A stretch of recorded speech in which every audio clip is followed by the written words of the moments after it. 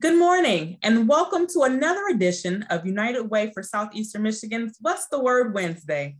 My name is Courtney Howe, and today we're going to be sharing information about the Michigan Homeowners Assistance Fund. Today we're going to be going over the Michigan Homeowners Assistance Fund, or MHAF. This program can assist individuals who own their home and is similar to the COVID Emergency Rental Assistance Program, or SARA. To learn more about the Michigan Homeowners Assistance Fund, we are glad to be joined by Mary Townley, the Homeownership Division Director at the Michigan State Housing Development Authority. She oversees homeownership products, educational programs, and other aspects of technical assistance that can help our neighbors succeed and thrive in their households and further strengthen our communities. As a reminder, the last 10 minutes of today's conversation are reserved for questions. So please leave your questions in the Q&A box if you're watching on Zoom or in the comment box on Facebook. Mary, thank you so much for joining us today. Good morning. Thank you for inviting me to participate in this session today. What I'm going to try to do is set up the PowerPoint. I'm little bit challenged in this area, so hopefully I can get it set up.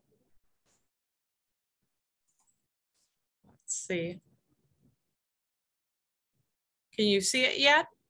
Not the PowerPoint. All right. We do see your screen, but not the PowerPoint. All right, let me see if I can do this again here. I apologize. I may have to wing it.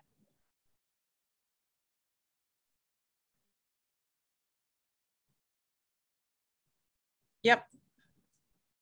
I may have to wing it then. So all right, we do see your PowerPoint. It's not in slideshow mode, but we do see. Well.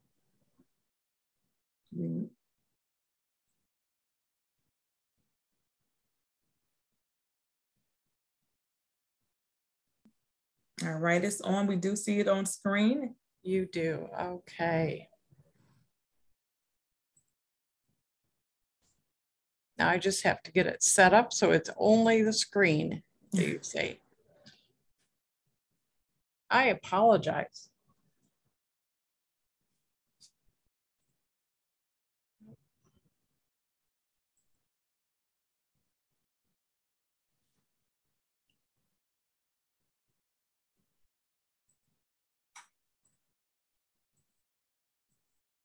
Well,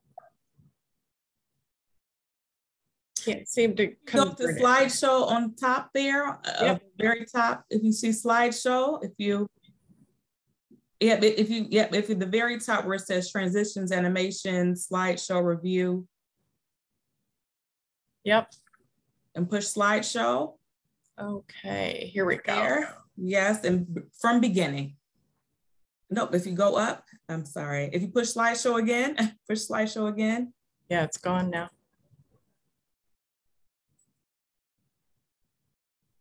All right, Mary. So if you look at the top bar, from beginning, right bar there. Very top. There we go. There we go. Can you see it? You're going to want to click the icon that looks like a projector screen in the red bar at the very top of your window. So take your cursor and go all the way up to that red bar at the top. You see that red bar at the top there? Keep going left, left, left. Keep going left. You see that? That's the one. Go ahead and click that. All right. Do you see it? No? Well, we can just go ahead and begin the presentation. Yes, well, we can begin the presentation. Yep, that'd be great. Thank you. Okay, all right. I apologize. So thank you for inviting me to participate in your session today. What I'm here to talk about is the Michigan Homeowner Assistance Fund program with an acronym of MHAF, M-I-H-A-F. So many of you are familiar with the SARA program, which was created to assist individuals that are renting. The MHAF program was created to assist homeowners. So it was established under the Section 3206 of the American Rescue Plan. And U.S. Treasury allocated almost $10 billion for this program. Michigan's allocation was $242.8 million. So the funding came to the state of Michigan, and then the governor allocated MISHDA as the appropriate state agency to manage the program. We were required to create a Michigan state plan. We did that and submitted it to U.S. Treasury last year in August. We worked with U.S. Treasury through some, questions and answers, and we ultimately received their approval in December of 2021. So at that point, we created our IT system. We brought on staff or began to bring on staff. And we launched the program in a pilot setting in November. That pilot setting gave us an opportunity to make sure that the program was working correctly, that we were serving those individuals that really had the need, and also for us to test our dollar amount, our maximum dollar amount. So our state plan is a $25,000 max grant, and those funds can be used to assist a homeowner with a delinquency for either delinquent payments, delinquent property taxes, delinquent utilities. We're also able to assist land contract buyers.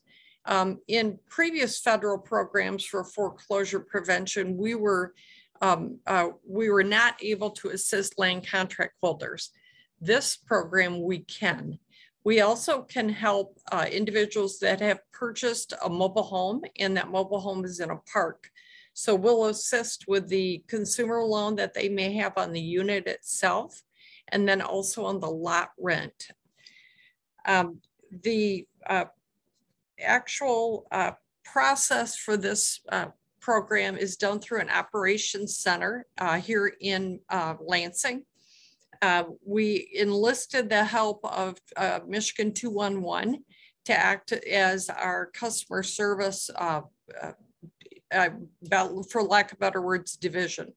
That was probably one of the best decisions that we made. They answer all of our incoming calls through our 844 number. They direct homeowners on how to apply themselves, or they will also help that homeowner apply on the phone. So that relationship has been a great success for us. The Operations Center is internally run by case managers reviewing files that come into our queue. We'll determine the homeowner's eligibility, and then we will also work with their mortgage company or the treasurer, and we fund those dollars directly to those organizations. We don't fund anything directly to the homeowner themselves. The eligibility criteria for a homeowner to participate in the program is three things. The home must be owner occupied, owner occupied by the owner. The homeowner must have had a COVID related pandemic hardship, either a decline of income or an increase in living expenses that took place after January of 2020, excuse me. And there's some income limits that are associated with this program too. We cannot go over 150% of the area median income. So on our website, michigan.gov/MIHAF, MIHAF, there's a income chart on that website. So your office or any homeowner can go out there, view all of the details about our program on that website, and they can also even apply off that website. They can obtain information about, do they fit within the income limits? And also if there's banks or credit unions or utility providers that would like to participate with us, there's information for them out on that website. So you've got a homeowner that's delinquent on their mortgage payments. They need some help. They can get to us one of three ways, either online at that michigan.gov/myhalf website. They can call our toll-free number, which is serviced by 211, and those technicians will be able to do an application on the phone. Or the third way a homeowner can get to us is through one of our nonprofit counseling agents throughout the state.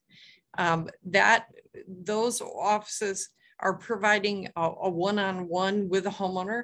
And we do have a great number of homeowners in the state that just like that kind of engagement.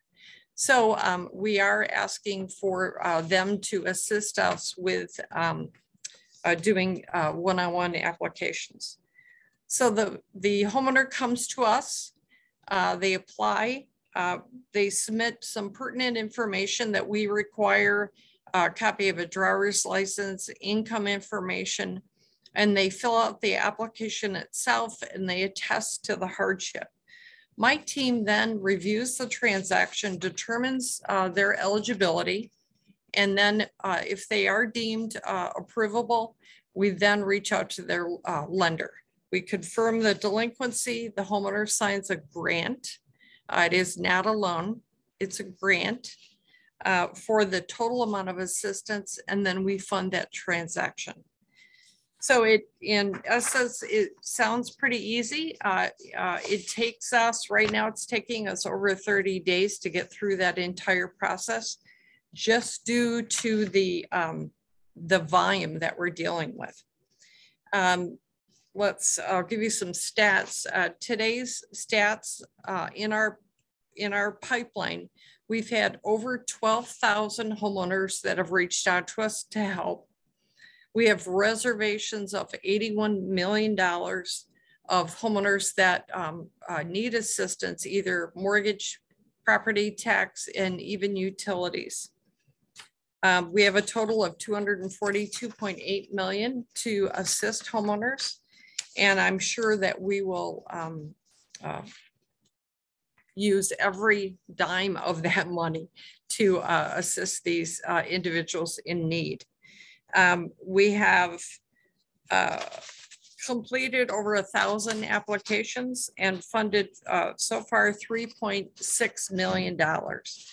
It appears that the majority of our assistance is going, which we thought, directly for mortgage delinquencies.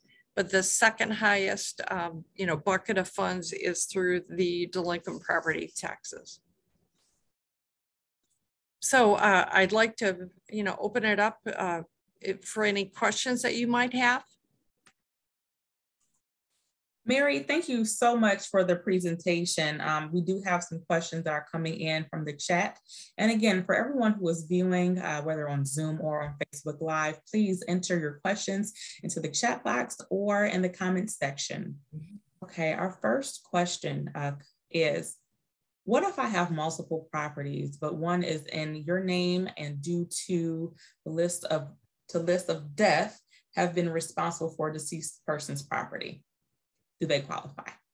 So our program will only provide assistance for the owner-occupied structure, so your homesteaded property. If you've got another property that you may have obtained through, either probate or through a will type situation, that wouldn't be your owner-occupied, so we wouldn't be able to assist with that. Thank you so much, Mary. Another question we have in the chat. What are some of the challenges that the program, that the MyHalf team, are encountering with applications? Couple challenges. Number one is probably the volume.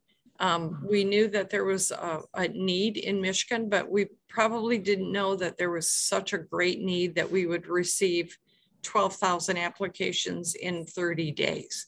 You know, that was astounding to us, but we are very happy that we have funds available to help.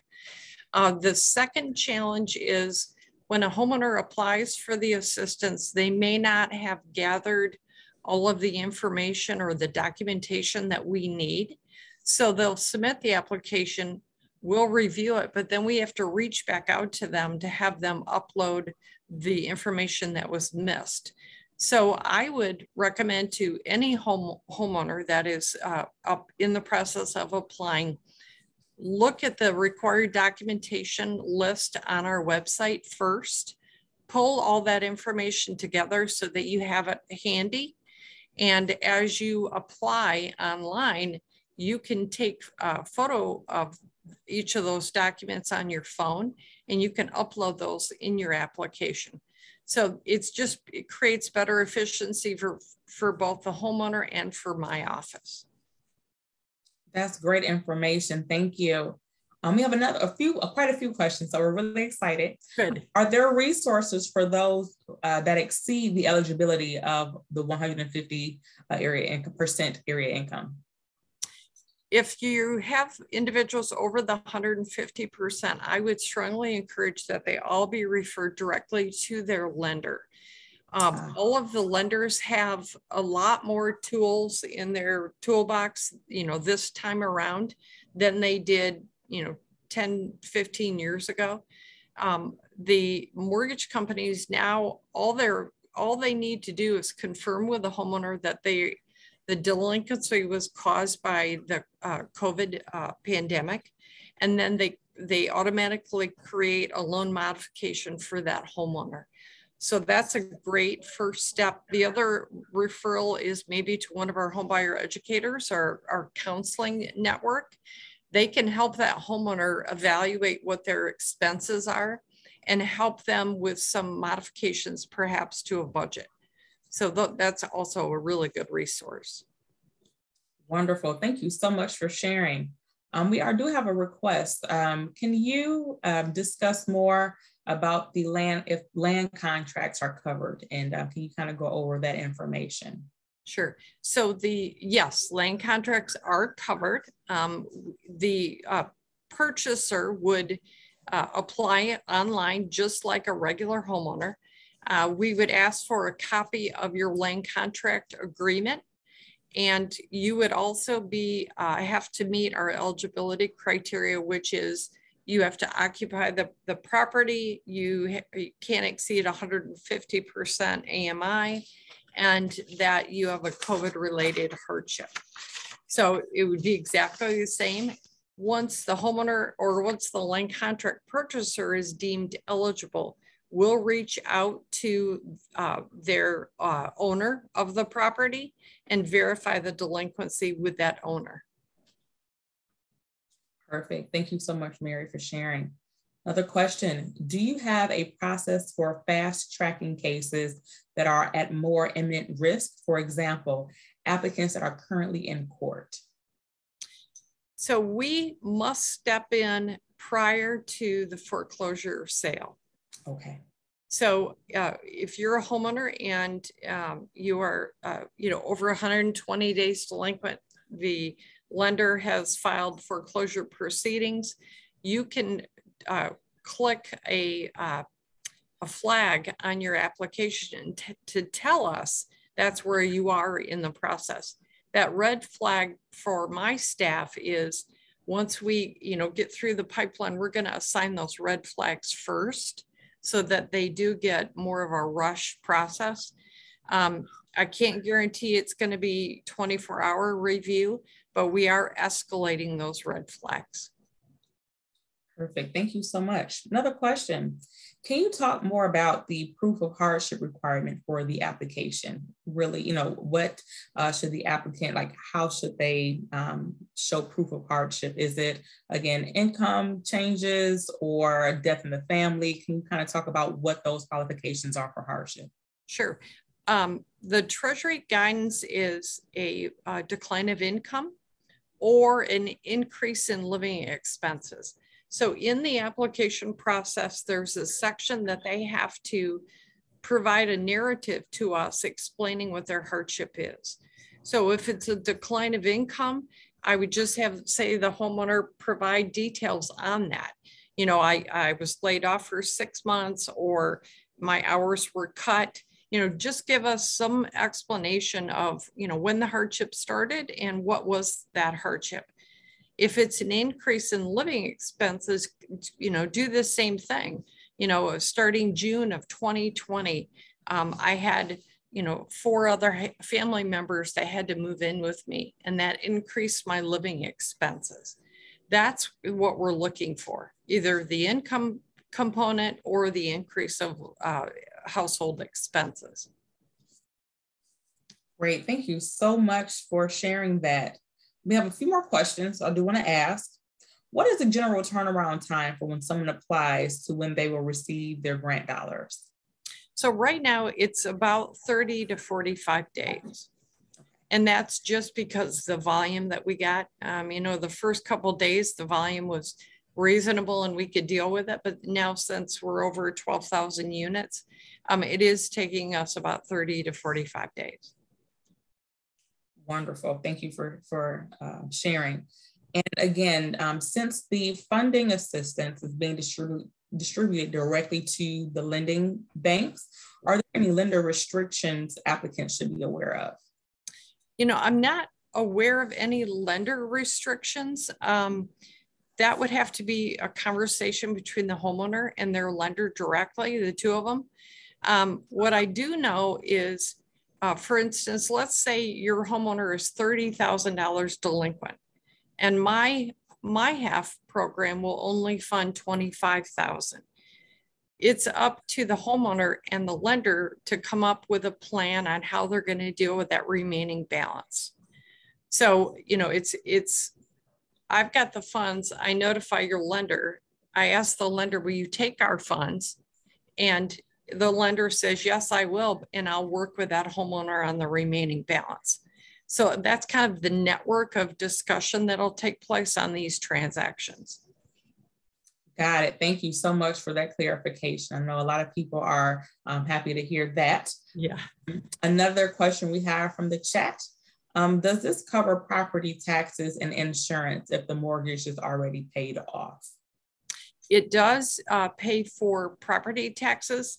We will pay delinquent property taxes for the years of 2019, 2020, and 2021. Any taxes that are due prior to that 2019, the treasurers have all told us that they will work with the homeowner to create a repayment plan for that. If the mortgage is paid off and you pay your homeowner's insurance direct, it's not in an escrow of any type, we would also pay for that year's premium. Again, no earlier than 2018. You know, I'm sure that the homeowner is not that far back on the insurance, but they could be. So we'll pay, you know, multiple years of insurance. Wonderful. Thank you so much, Mary. A couple more questions. You know, we know that a lot of these households were affected economically by the pandemic. How do you all prioritize the applications and the cases? And so, again, the question is, do you all have a plan of prioritization, or like, what does that look like? So the only prioritization that we do are the red flags when they tell us that they're in a foreclosure proceeding. All the other ones are first come, first serve. So we don't do any other person. Yeah. Perfect. Thank you so much. A couple more questions that are coming in. Can you talk about which areas this covers? Is it just Wayne County? Is it other counties? Is it city specific? What is the geographical location restriction for this program? So this program is statewide. Statewide. Okay. Wonderful. Thank you so much. And my last question that I have for you, what is the deadline for to apply for this program? Is there a deadline at all? And what does that look like? There is a deadline. Treasury stated that all funds have to be dispersed by September 30th, 2026. But based on our need in the state, we don't believe that we will have any funds left, we believe our program will exhaust all funds by the 3rd year.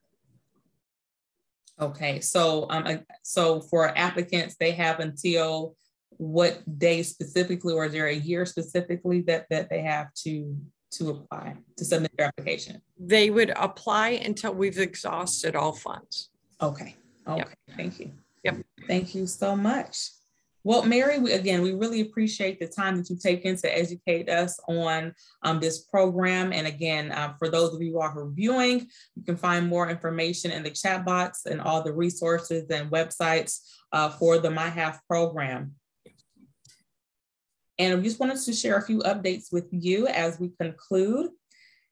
As we say each time, our 211 helpline remains available 24 hours a day, 7 days a week. We maintain a running list of available services in the community and can connect you to the support you need. You can also look up resources in your area by using our 211 resource database at unitedwaysem.org/211.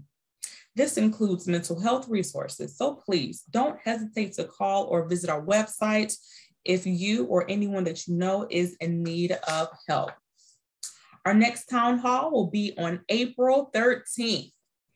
We will be going over some of our summer program options for the youth and the kiddos, so make sure they're staying engaged when school is out. We hope to see you there, and in the meantime, continue to stay safe and live united. Thank you so much.